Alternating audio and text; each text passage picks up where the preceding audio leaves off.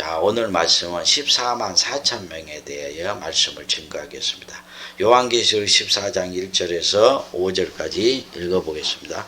또 내가 보니 보라 어린 양이 시온산에 섰고 그와 함께 14만 4천이 섰는데 그 이마에 어린 양의 이름과 그 아버지의 이름 쓴 것이 있더라. 내가 하늘에서 나는 소리를 들으니 많은 물소리 같고 큰 내성도 같은데 내게 들리는 소리는 검은 곳 하는 자들이 검은 곳 하는 것 같더라. 저희가 보좌와 내생물과 장로들 앞에서 새 노래를 부르니 땅에서 구수함을 얻은 14만 4천이 밖에 능히 이 노래를 배울 자가 없더라. 이 사람들은 여자로 더불어 더럽히지 아니하고 정절이 있는 자라. 어린 양이 어디로 인도하지 따라가는 자며 사람 가운데 구속을 받아 처음 익은 열매로 하나님과 어린 양에게 속한 자들이 그 입에 거짓말이 없고 흠이 없는 자들이더라. 자, 결론적으로 먼저 말씀을 드리면 이 14만 4천 외에는 그 어느 누구도 하나님의 심판을 피하고 구원받을 수 있는 인간이 없습니다. 그리고 이 14만 4천은 실수가 아니라 문자 그대로 14만 4천 명을 의미하는 것이 아니라 영적인 수예요. 상징적인 수라는 거예요. 구원받은 사람은 하나님 외에 그리고 자기 자신 외에는 아무도 알 수가 없는 거예요. 그래서 거듭난 사람은 자기 자신 외에는 알 수가 없다 했던 것이죠. 그런데 주께서는 종말이 되면 밤중이 되면 그리스도보다 먼저 나타난 적그리스도가 자기가 재림하신 예수다, 그리스도다 하면서 추수한다고 말했죠. 요한계시록 말씀을 증거하면서 자기에게 와야 추수된다고 하는 거예요. 이 마귀는 똑같이 흉내내는 자예요. 먼저 와서 하나님의 일을 해방해버려요. 흩어져나쁜 겁니다. 그래서 그 뒤에 두 중인들이 추수하는 일을 방해해버리죠. 먼저 와서 이렇게 흩어져나보니까 사람들이 믿지를 않는 거예요. 그래서 마태복음 24장 26절 보면 그러면 사람들이 너에게 말하되 보라 그리스도가 광야에 있다 해도 나가지 말고 골방에 있다 해도 믿지 말라. 누가복음 21장 8절 가르쳐 미혹을 받지 않도록 주의하라. 많은 사람이 내 이름으로 와서 이르되 내가 그러라 하며 때가 가까웠다 하겠으나 저희를 쫓지 말라 그랬죠. 밤중에는 빛이 사라지잖아요. 예수 그리스도가 참빛이니까 다 예수 그리스도를 배도해 버리죠. 그러니까 예수 그리스도가 재림할 때 그 빛으로 오는 거예요. 그래서 또 다른 하루 그 은혜 시대가 끝나고 천년왕국이 다시 오는 것이죠. 주님이 재림하기 전에 이 그루라 하는 자가 먼저 나타난다고 했는데 이들이 바로 주님의 예언한 이 적그리스도 중에 하나가 신천지 이만희잖아요. 이가 먼저 나타나서 자기가 그리스도 재림하신 예수라고 했잖아. 예수라고 하면서 새 약속을 주잖아요. 자기를 통해서 온 세상이 하나님의 나라가 되고 자기를 따르는 14만 4천 이 실수라고 하죠. 실수가 왕같은 제사장이 돼서 온 세상을 다스리는 그 영광을 누리게 될 것을 말하고 있고, 그리고 그들은 육체가 다시는 죽지 않는 영생을 얻는다고 그러죠. 그리고 자기들의 손으로 건축한 12지파 성전이 하늘에서 내려온 새 예루살렘의 실상이라고 말하는 거예요. 그러니까 그들이 섰는 곳, 육체가 모여있는 그 사람들이 모여있는 그 12지파가 시온이라고 했죠. 시온산. 예수 그리스도가 섰는 이만희를 말하는 거예요. 그러면서 이렇게 가르치면서 이만희가 성경에 능통한 자이고, 왜? 비유와 요한계시록에 해석하니까. 근데 제가 봤을 때는 무지에도 너무 무지한 자들이고 율법에 속한 자들이고 성경을 통해서 하나님과 예수 그리스도를 전혀 알지 못한 무식한 자예요. 왜 그런지 제가 설명하겠습니다. 보라 어린 양이 시온산에 섰고 그와 함께 14만 4천이 섰는데 14만 4천이 어린 양과 함께 시온산에 섰대요. 근데 이 시온산은 문자대로라면 지금 예루살렘 성이 있는 그 남동쪽에 위치하는 것이에요. 그러니까 구약에서는 이 시온산이라는 것을 누구에게 불렀냐? 바로 온 이스라엘 나라, 육적 이스라엘 나라 그 백성들을 시온이라고 말했어요. 그리고 그들이 예배하는 그 예루살렘을 시온이라고 했던 거예요. 시편 147편 12절에 보면 예루살렘아 여호와를 찬송할지어다, 시온아 내 하나님을 찬양할지어다. 그러니까 예루살렘아 여호와를 찬송할지어다, 시온아 내 하나님을 찬양할지어다 그랬죠. 그러니까 예루살렘 성을 시온이라 불렀어요. 그리고 스가랴 2장 7절에는 바벨론 성에 거주하는 시온아 이제 너는 피할지니라 그랬죠. 바벨론의 포로로 잡혀간 이스라엘 백성들을 시온이라고 말하는 거예요. 그러니까 율법에서는 지금 사람의 손으로 건축한 그 예루살렘을 시온이라고 하고 그 육적 이스라엘 백성을 시온이라고 부르고 있다는 거죠. 그런데 새 언약이 주어졌잖아요. 예수님이 예수 그리스도를 통해서 새 언약을 주셨어요. 그러니까 새 언약을 믿고 예수 그리스도 안에서 새롭게 거듭난 그 영혼들을 하나님께서는 이제 하나님의 백성이라고 하죠. 하나님의 나라, 그리고 왕같은 제사장이고 하나님의 성전이라고 그러잖아요. 그들을 시온이라 부르는 거예요. 신약에서 예수 그리스도 안에서 새 언약을 주고 예수 그리스도 안에서 새로운 영혼을 창조하고 거듭나게 하기 때문에 이제는 땅에 있는 시온산을 말하는 것이 아니고 하늘에 있는 시온산을 말하는 거예요. 그래서 14만 4천이 어린 양과 함께 시온산에 섰다. 그 말은 예수 그리스도 안에 있는 그 영혼들을 의미하는 거죠. 이게 굉장히 중요한 거예요. 이 진리를 깨닫지 못하면 그냥 우리가 문자대로라면 지금 예루살렘으로 가야 되는 거죠. 주님을 만나기 위해서. 그래서 요한계시록의 말씀은 문자 그대로 말씀이 아니고 비유와 상징으로 기록했다. 그러니까 비유와 상징 속에 감춰진 실상, 그 하나님의 뜻을 깨달아야 되는 거예요. 자, 사도 바울은 갈라디아서 4장에 두 언약에 대해서 말씀하고 있어요. 갈라디아서 4장 24절 26절 보니까 이것은 비유니 이 여자들은 두 언약이라 하니 하나는 시내산으로부터 종을 낳은 자니 곧 하가라. 이 하가는 아라비아에 있는 시내산으로 지금 있는 예루살렘과 같은 데니, 이거 중요한 거예요. 지금 있는 예루살렘 같은 데니 저가 그 자녀로 더불어 종로를 하고 오직 위에 있는 예루살렘은 자유자니 곧 우리의 어머니라 그랬죠. 사도 바울이 지금 두 언약을 말씀하면서 두 언약이고 두 교회를 비유하고 있어요. 이 굉장히 어려운 말씀인데 제가 설명하겠습니다. 두 언약이라는 것은 자, 지금 교회 안에서 두 언약을 믿는 두 가지 교회를 지금 비유하는 거예요. 그러니까 지금 교회가 많지만 그 많은 교회를 새 언약을 믿는 교회와 옛 언약을 믿는 두 교회로 분류해서 말씀하고 있는 거죠. 주께서 재림할 때 두 남자 중에 하나는 데려가고 하나는 버려두고 두 여자가 매를 갈고 있는데 한 여자는 데려가고 한 여자는 버려준다고 했죠. 이와 같이 두 교회, 이 온 교회를 두 언약을 가진 두 교회로 비유하고 있어요. 근데 이 옛 언약, 율법은 종의 신분이죠. 율법은 종이 되는 법이에요.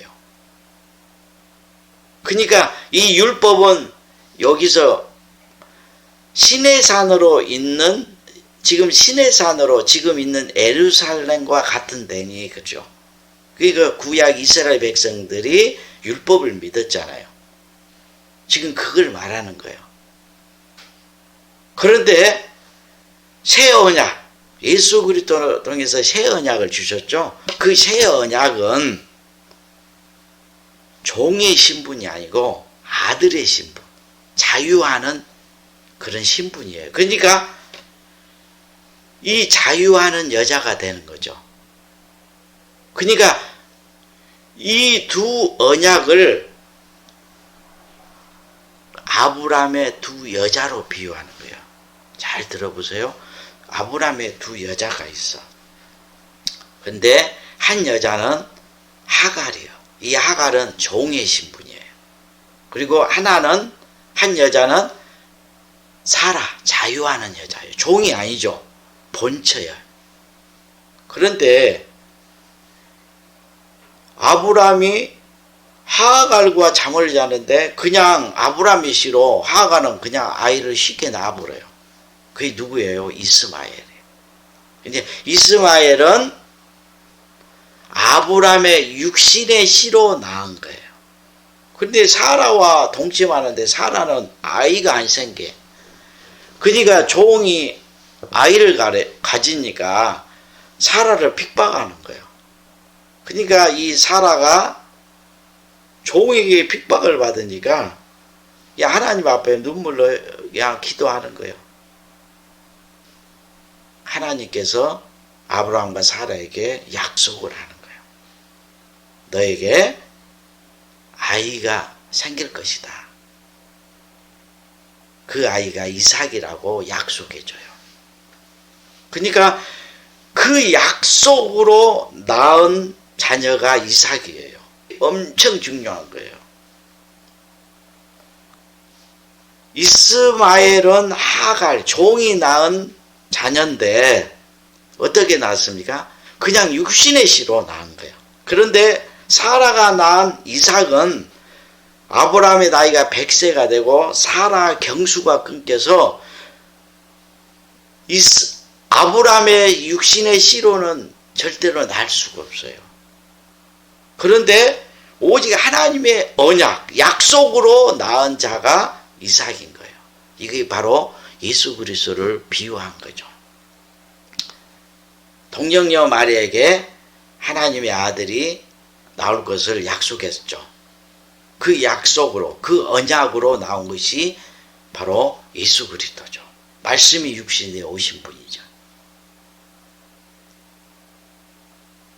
그런데 지금 이 사도 바울이 이 두 언약을 말하면서 율법의 언약은 종이 되는 것이고 예수 그리스도로 통해서 주신 새 언약, 이 새 언약을 믿게 되면 사라가 낳은 아들, 하나님의 약속으로 하나님의 자녀가 나온다는 거예요.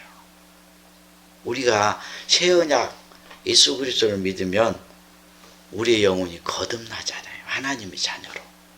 그게 약속이다. 약속. 하나님의 약속의 말씀으로, 그 언약의 말씀으로 우리가 하나님의 아들로 거듭나게 되는 거예요. 이렇게 거듭나게 되는 것이 누구냐? 새 예루살렘 성을 통해서 우리가 나왔다는 거예요. 하늘에서 나는 거예요. 이게 굉장히 중요해요. 새 언약을 통해 다시 낳은 하나님의 자녀들은 이 땅에 있는 새 예루살렘의 자녀가 아니고 하늘에서 낳은 자녀다는 거예요. 이게 우리의 어머니다 그러죠. 하나님의 약속으로 다시 거듭난 거예요. 그래서 두 언약의 두 교회가 있는데 율법을 쫓는 언약을 가르치는 교회는 거듭난 것이 없어요. 그냥 육신의 씨로 태어난 옛사람 그대로 하나님을 섬기게. 그러니까 쉽게 아이를 많이 낳아줘. 그러니까 사람들이 많이 따라. 거듭날 필요가 없어. 그냥 옛사람 그대로 하나님을 섬기면 돼. 많은 사람이 따르니까, 아이가 많으니까, 자녀들이 많으니까 자녀를 낳지 못한 이 사라와 같은 교회, 새 언약을 가진 교회를 핍박하는 거예요. 자기는 아이가 많고 이분은 아이가 없잖아요. 잉태치 못한 자여 기뻐하라. 그런 거예요. 왜? 하나님이 보시기에 너희들이 훨씬 더 하나님이 인정한 자녀가 많다는 거예요. 거기는 수십만 명, 수백만 명이 있어도 하나님의 자녀가 아니에요. 사생아들이에요. 천국과 영생을 기업으로 받을 수가 없어요. 지금 사도 바울이 이것은 비유니 이 여자는 두 언약이라. 하나는 신의 자로부터 종을 낳은 자니 곧 하가라. 이 하가는 아라비아에 있는 신의 자로 지금의 예루살렘과 같은 데니 저가 자녀로서 더불어 종으로 하고 오직 위에 있는 예루살렘의 자유자니 곧 우리의 어머니라 그랬죠. 제가 설명한 거예요. 우리는 하나님의 약속으로 새 언약으로 하늘로부터 새 예루살렘으로 다시 태어났어요. 그래서 우리 거듭난 영혼은 시온이 하늘에 있는 시온산인 거예요. 새 예루살렘 성. 율법은 땅에 있는 시온, 이 예루살렘을 하나님의 성전이라 말하는 거예요. 그걸 시온산이라 말해요. 신천지 이만희가 말하는 것. 근데 새 언약으로 거듭난 영혼은 하늘에 있는 거예요. 하늘에. 이해 가시죠? 그래서 14만 4천이 시온산에 섰어. 어린 양과. 이것은 우리의 영혼이 예수 그리스도 안에서 하늘에 속한 자, 하늘에 거하는 것을 말하는 거예요. 새 예루살렘 성이 된 것은. 그래서 히브리서 12장 22절 24절 그러죠.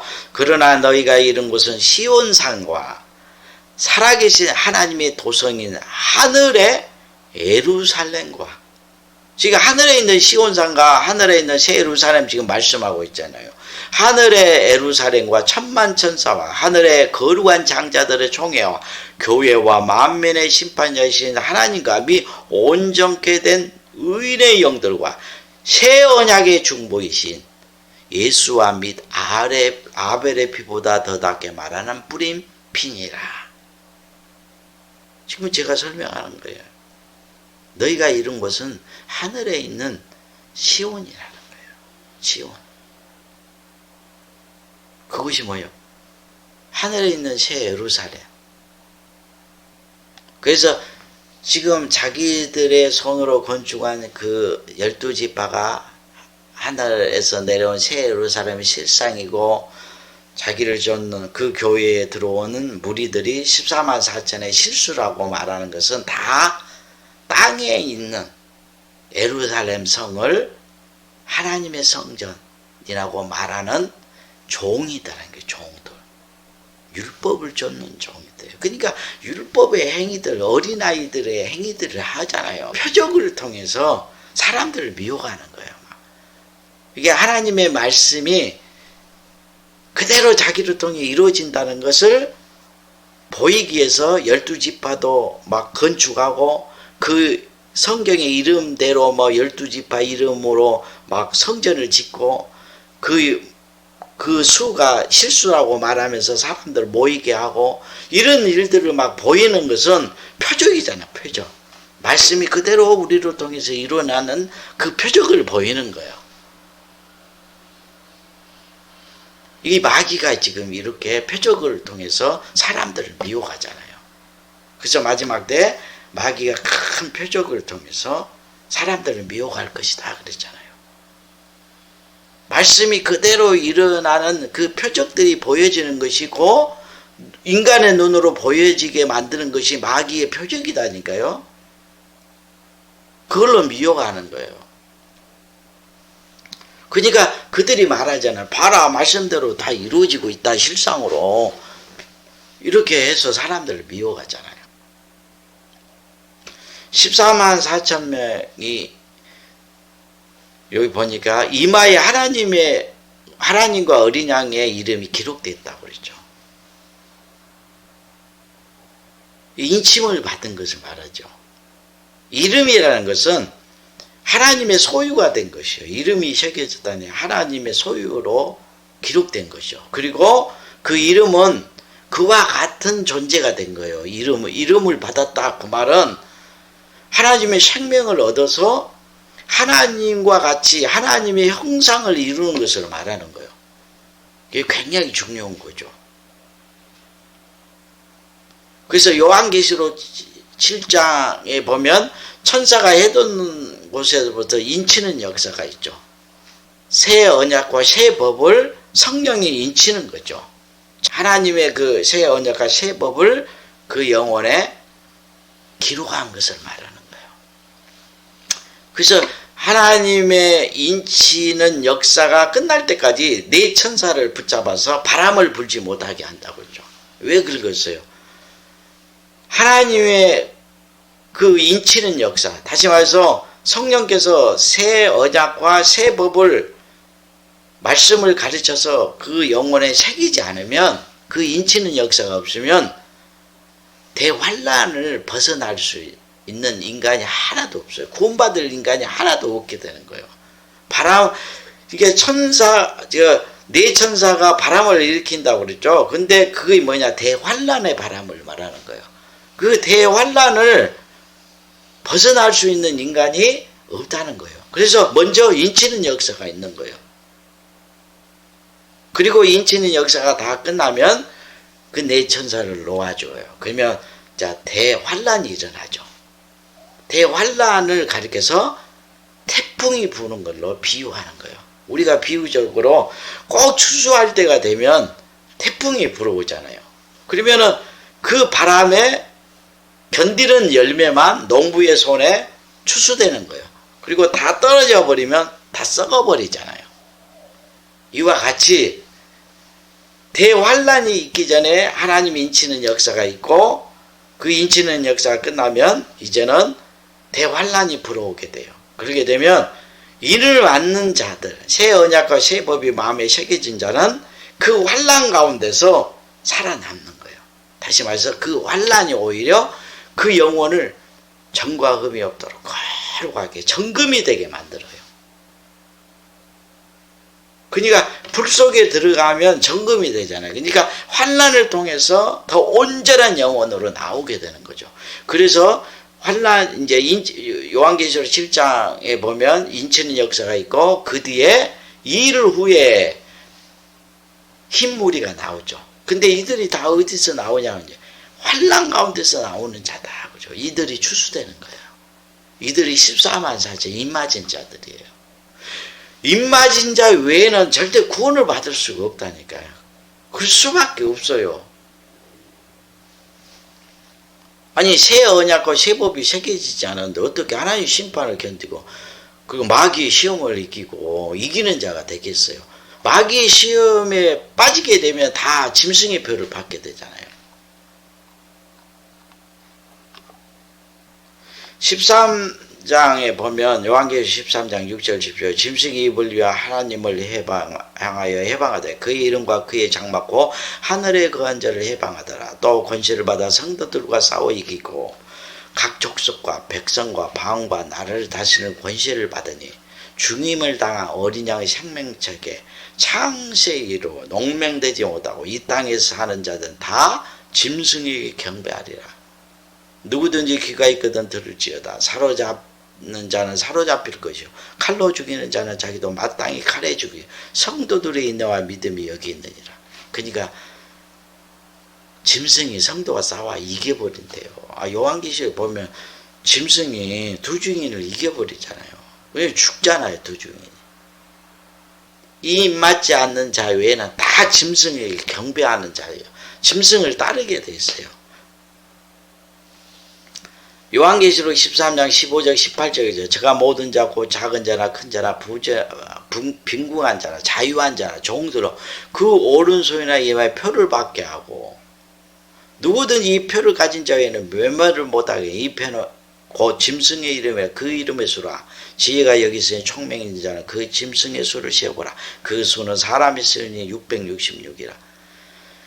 작은 자나 큰 자나 부자나 빈궁한 자나 종이나 자유한 자나 다 그 오른손이나 이마에 짐승의 표를 받게 한대요.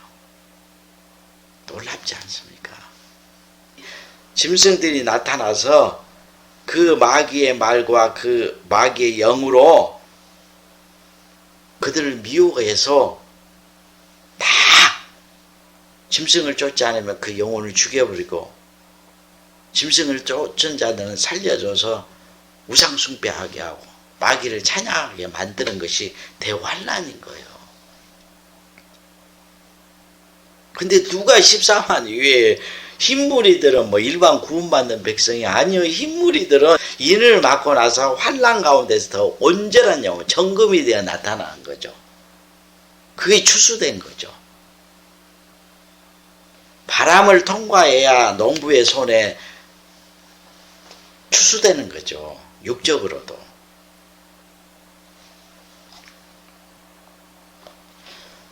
구속함을 얻은 14만 4천인 밖에는 능히 이 노래를 배울 자가 없더라. 자, 노래를 배울 자가 없다. 노래. 노래는 찬양을 말하잖아. 찬양하는 것을 노래라고 하죠.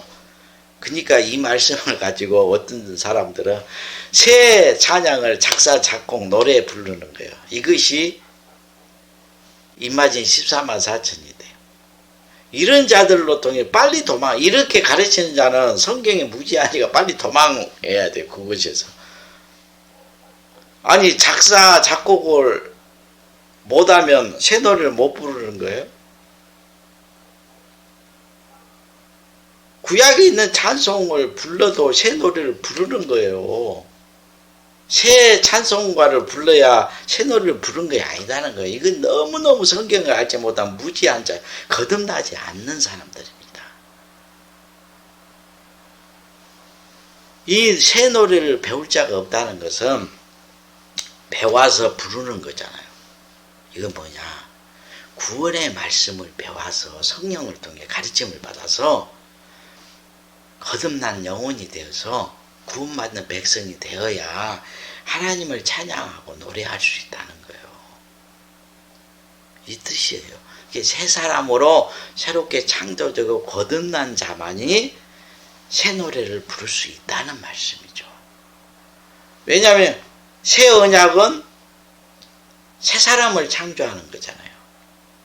새 사람이 창조되면 하나님께 찬양하고 영광을 돌리는 자죠. 이거 새 이름을 받는 자고 새 예루살렘에 들어가는 자고 새 하늘과 새 땅에 들어가는 거예요.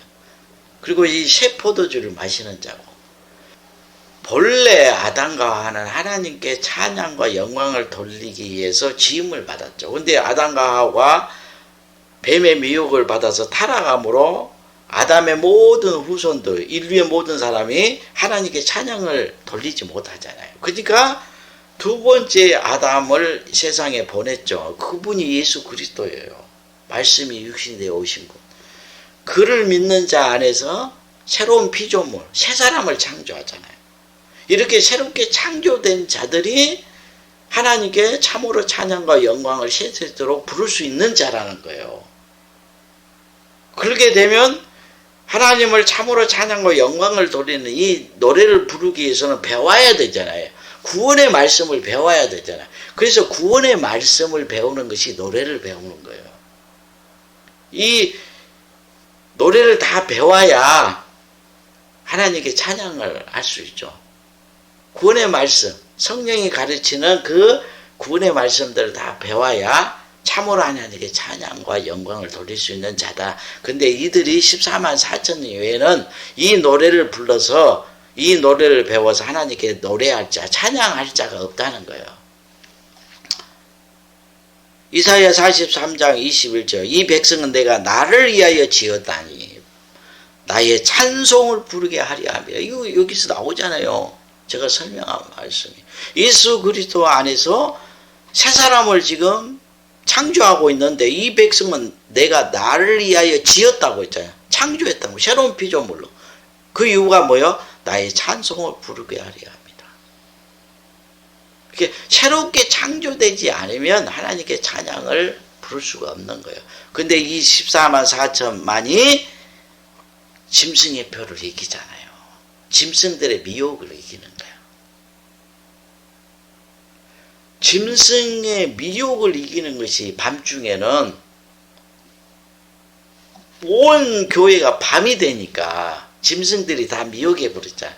그러니까 이들의 미혹을 이기는 것이 이렇게 중요한 거예요. 그래서 내가 지금 교회들이 가르치는 그런 말씀들을 배우면 구원받을 수 없다고 말하는 거예요. 제가 증거나 말씀을 배워야 돼요. 제 말씀을 배우고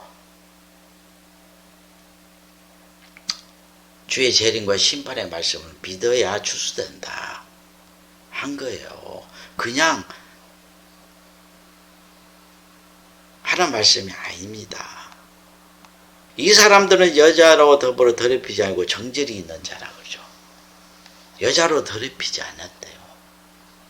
이 여자가 누굽니까? 큰 성 바벨론 성이잖아요. 이 큰 성 바벨론이 음행의 포도주로 만국을 미혹했다니. 성경의 말씀을 포도주, 묵은 포도주, 새 포도주도 그렇죠. 근데 마귀가 성경의 말씀으로 가르치잖아요. 마귀는 성경의 말씀을 인용해서 미혹하는 자예요. 그래서 미혹당하는 거죠. 그래서 적그리스도와 거짓은 다 성경을 말하는 거예요. 그런데 이들이 가르치는 성경의 지식을 배우게 되면 마귀의 영과 음행한다. 그래서 음행의 포도주라고 하는 거예요. 요한계시록 17장 5절 그 이마에 이름이 기록되으니 비밀이라. 비밀이 돼요. 큰 바벨론이라. 바벨론이란 그 이름이 새겨졌대. 바벨론. 이 마귀의 성이라는 거예요. 마귀의 성. 마귀가 다스리는 성. 마귀의 나라라는 거예요. 바벨론은 세상 나라. 마귀를 세상 임금이라고 그러죠. 근데 그 이름이 기록됐대요. 음녀 이름에 바벨론이라고. 세상 나라. 마귀의 나라, 마귀가 다스리는 그 세상 나라라는 것입니다. 근데 14만 4천에 하나님의 이름이 기록됐죠. 이기는 자는 새 예루살렘 성의 이름을 기록한다고 그랬죠. 그 마귀도 똑같이 하는 거예요. 땅의 음녀들의 가증한 것들이 엄밀하 하였더라.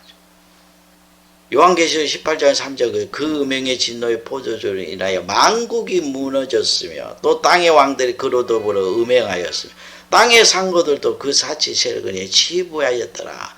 땅의 왕들이 그로 동해 음행했대요. 이 땅의 왕들은 목사들을 말하는 거예요.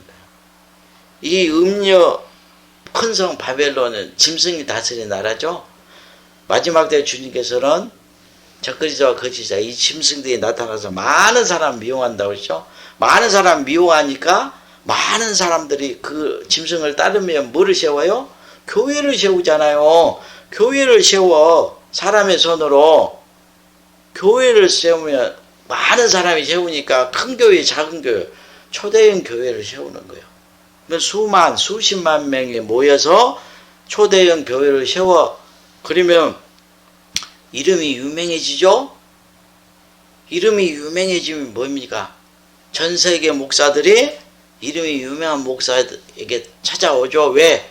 그 초대형 교회를 세워서 세상 영광으로 옷 입어 있잖아요. 그를 따르는 모든 성도들이 세상의 대통령, 장관, 의사, 변호사, 약사, 하여간 세상 영광을 가진 자들이에요. 초대형 교회에 다 모여 있잖아요. 아니 대통령, 장관, 의사 막 이런 사람들이 검사, 판검사 이런 사람들이 10명, 20명 다니는 교회에 오겠습니까? 안 오는 거예요. 왜? 이 짐승이 세상 약속을 약속했잖아요. 그 약속을 믿고 따르는 그것을 얻은 거예요.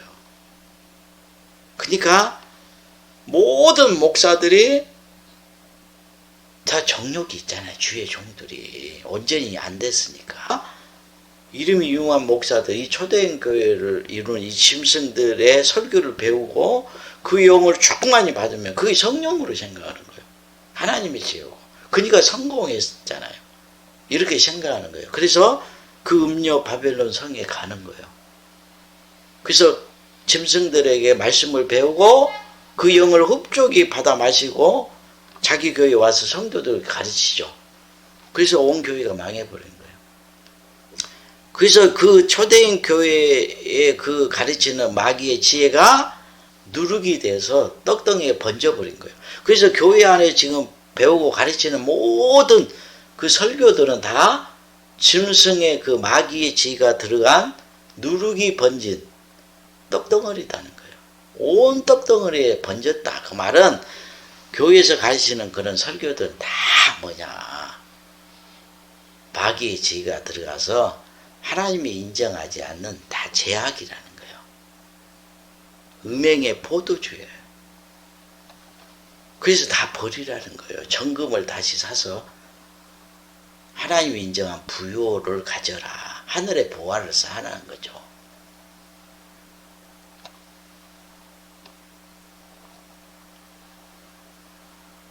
그래서 잠언에서도 7장 24절 20절 아들들아 나를 듣고 내 입의 말에 주의하라. 내 마음이 음료의 길로 치우치지 말고 그 길에 미혹하지 말지라. 대저 그가 많은 사람을 상하여 엎드리게 하였으니 그에게 죽은 자가 허다하니 그 집은 음부의 길이라 사망의 방으로 내려가는지라.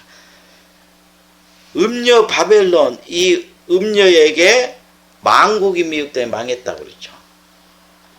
잠언에서 그 음녀가 많은 사람을 엎드려 주겠다는 거예요. 많은 사람을 미워하여 주겠다는 거예요. 그 집에 들어가는 것은 음부로 들어가는 거다. 그러니까 이 음녀로 더불어 더럽히지 않는 자가 14만 4천이라. 그러니까 지금 누룩이 번진 이 설교들을 듣지 않는 자가 남은 자인 거예요. 그래서 절대 들으면 안 된다고. 이 14만 4천 외에는 정죄를 지키는 자가 없기 때문에 이 정죄를 지키지 않으면 절대 구원을 받을 수가 없어요. 아니 정죄를 지키지 않았는데 어떻게 심판을 견딥니까? 말도 안 되죠. 이제 14만 4천 외에는 뭐 힘물 있는 일반 백성이다 부끄러운 구원을 받은다? 절대 그럴 수 없어요. 추수 때는 알고기냐 가르냐 그냥 두 가지 중에 하나로 나눠지는 거예요. 양과 염소냐 좋은 고기냐 나쁜 고기냐. 왜냐하면 밤중에는 그냥 다 짐승에게 미혹되긴 당하든지 아니면 그냥 하나님의 인을 받고 거룩한 영혼이 돼. 둘 중에 하나 돼요. 7 귀신이 들어가든지 하나님의 7 영이 임해서 그가 거룩한 영혼으로 나오든지 둘 중에 하나인 거예요. 그래서 악한 자는 더욱 악해지고 의로운 자는 더욱 거룩해지는 거예요. 하나님의 말씀은 그대로 이루어진다니까요. 그래서 사도 바울은 디모데전서 2장 15절에 그러나 여자들이 만일 정절로서 믿음과 사랑과 거룩함에 거하면 그 해산함으로 구원을 얻으리라. 당연하죠. 아니 주님의 신부인 여자 교회가 마귀의 영과 음행하고 마귀의 영을 받아들여요. 마귀의 말을 받아들인 거예요. 그 마귀의 영을 받아들인 거예요. 그래서 마귀의 그 설교들, 그 적그리스도와 거짓 선자들이 전하는 그 설교를 잘못 듣게 되면 그 음행하는 것이에요. 마귀의 영이 들어와 버린다니까요. 그러면은 그게 음행하잖아요. 그러니까 정죄를 지키지 않으면 거듭날 수가 없는 거죠. 마귀의 씨가 뿌려져 버리니까. 그러니까 만일 여자들이 정죄로서 믿음과 사랑과 거룩함에 거하며 해산함으로 구원을 얻는다 그러죠. 그러니까 정죄를 지키고 끝까지 예수 그리스도를 믿고 참된 진리를 배우면서 따라와야 거듭나게 된다는 거예요. 근데 도중에 짐승의 미혹당해서 마귀의 말을 듣게 되면 마귀의 영이 들어와서 그 영혼을 더럽히고 음행하는 것이니까 예수가 떠나버린 거예요. 성령이. 그렇게 되면 정죄를 잃었기 때문에 거듭날 수가 없죠. 마귀의 자녀로 나온 거죠. 이렇게 중요한 거예요. 그래서 정죄를 지키는 자가 여기서 여자들은 교회를 말한 거예요. 성도들. 만일 정죄로서 믿음과 사랑과 거룩함에 거하면 해산함으로 구원을 얻으리라. 하나님의 자녀로 다시 거듭나는 거죠. 그러니까 정죄를 지키는 이 14만 4천에는 구원받을 수가 없다. 하나님의 심판을 견디고 남은 영혼이 없다는 거예요. 그런데 신천지만이 자기 교회에만 나오는 자가 정죄를 지키고 온전한 영혼이고, 그리고 흰옷 입은 무리들은 일반 백성이다. 무지에도 너무 무지하는 것이죠. 거듭난 사람들이 아니에요. 그들은. 여기서 보니까 어린 양이 어디로 인도하든지 따라가는 자며 사람 가운데 구속을 받아 처음 익은 열매로 하나님과 어린 양에 속한 자들이 그 입에 거짓말이 없고 흠이 없는 자들이라.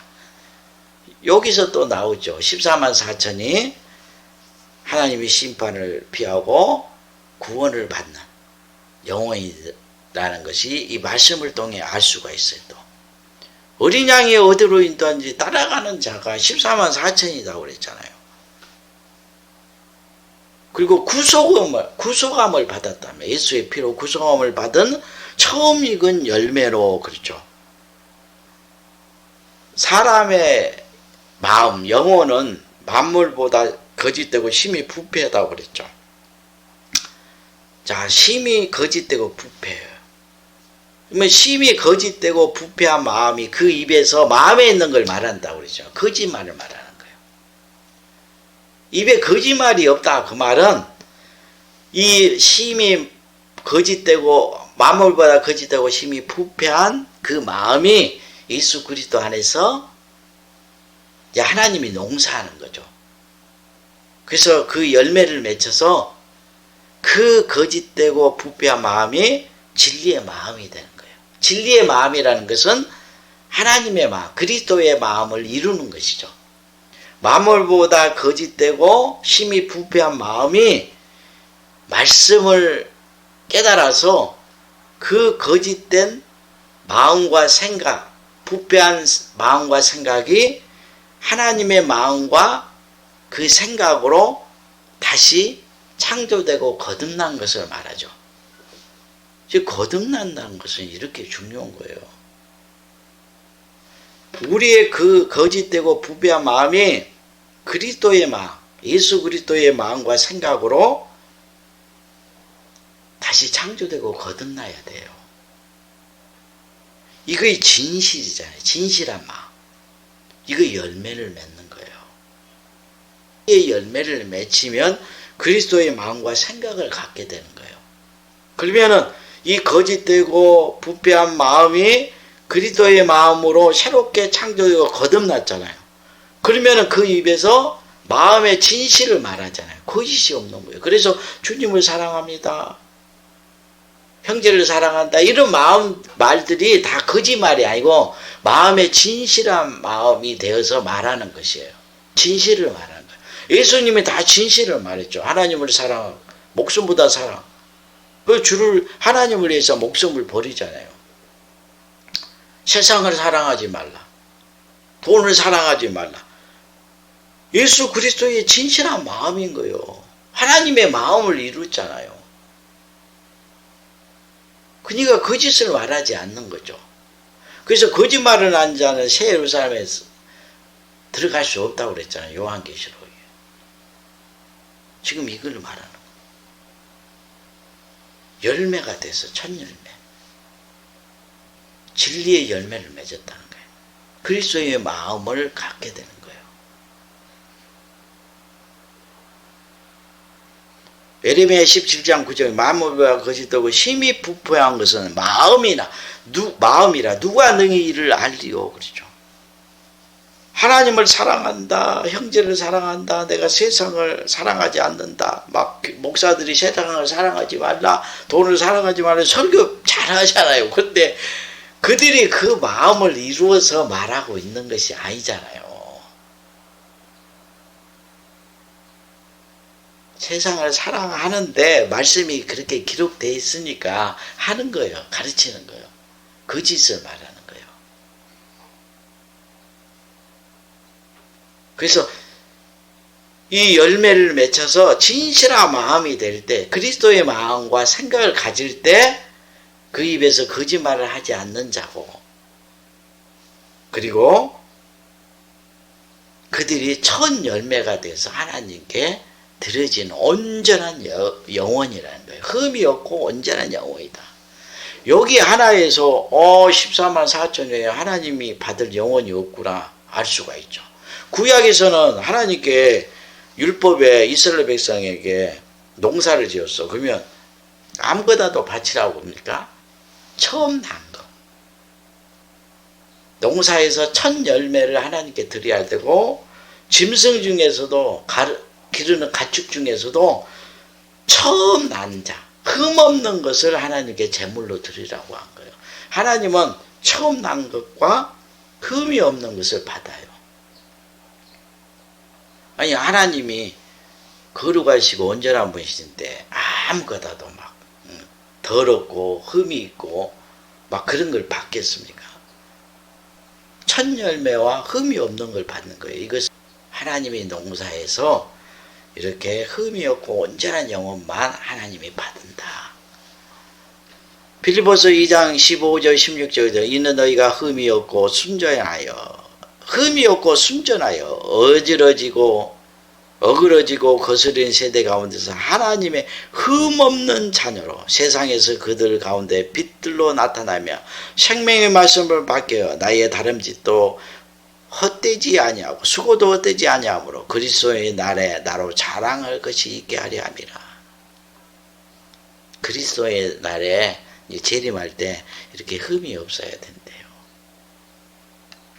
그래서 성경에서는 흠이 없는 자를 구원을 받는 백성, 하나님이 받으시는 온전한 영혼으로 이야기하는 거예요. 그리고 흠과 점은 구원받지 못한 불법의 아들들을 말하는 거예요. 그래서 베드로후서 2장 13절에 불의의 갑으로 불의를 당하며 낯의 연락을 기쁘게 여기는 자들이니, 이게 육신의 즐거움을 쫓는 자를 말하는 거죠. 정과 흠이라. 이들을 정과 흠이래요. 너희와 함께 연회할 때 저희 간사한 것에 연락하며. 그게 구원받지 못한 자를 성경에서는 정과 흠, 구원받는 영혼들을 첫 열매, 그리고 흠이 없는 온전한 영혼, 이렇게 말씀하는 거예요. 그래서 14만 4천이 흠이 없는 첫 열매다. 정절을 지키는 자다. 시온산에 예수 그리스도와 섰는 자다. 이들 외에는 하나님이 심판을 피하고 구원을 받을 수 없다라는 것을 계시하고 있는 것이죠. 여기까지 말씀을 증거합니다.